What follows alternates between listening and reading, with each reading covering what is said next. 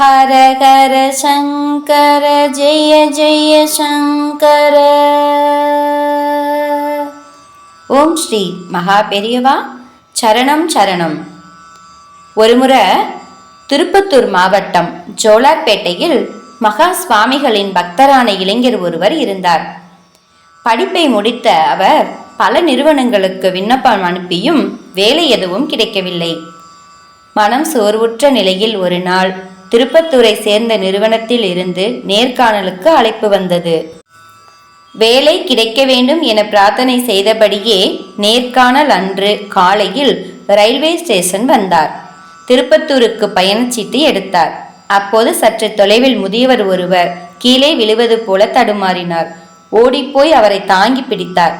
பசி மயக்கமாக இருக்கும் என எண்ணி காப்பியும் வாங்கி கொடுத்தார். அதற்குள் திருப்பத்தூர் செல்லும் ரயில் சென்று விட்டது.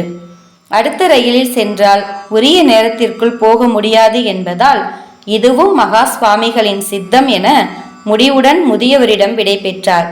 ஸ்டேஷனை விட்டு வெளியேறிய போது கார் ஒன்று அருகில் வந்து நின்றது.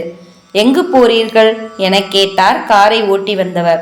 அவசரமாக திருப்பத்தூர் செல்ல வந்ததாகவும் வந்த இடத்தில் முதியவர் ஒருவருக்கு உதவியதால் தாமதமானதையும் சொல்லி வருந்தினார் அந்த பக்தர்.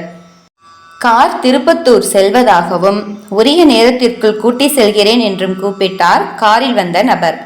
பழம் நழுவி பாலில் விழுந்தது போல மகிழ்ச்சியுடன் ஏறிக்கொண்டார் அந்த பக்தர்.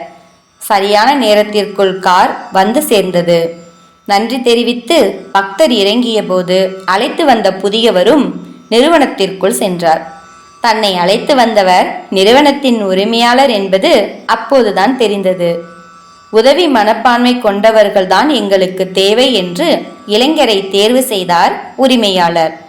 அவரது அறையில் மகா சுவாமிகளின் படம் இருப்பதைக் கண்டு மனம் நெகிழ்ந்தார். அப்போது நல்ல மனம் வாழ்க என்று சுவாமிகள் ஆசி அளிப்பதை உணர்ந்தார். ஹர ஹர சங்கர ஜெய ஜெய சங்கர. ஓம் ஸ்ரீ மகா பெரியவா சரணம் சரணம்.